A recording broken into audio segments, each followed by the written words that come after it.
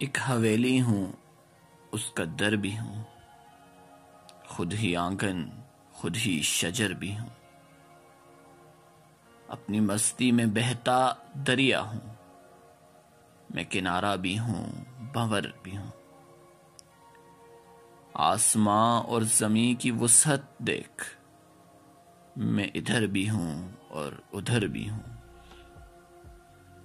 खुद ही मैं खुद को लिख रहा हूँ खत, और मैं अपना नामा पर भी हूँ।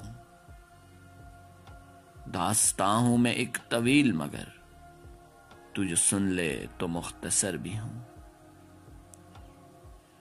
एक फलदार पेड़ हूँ, लेकिन वक्त आने पे बेसमर भी हूँ।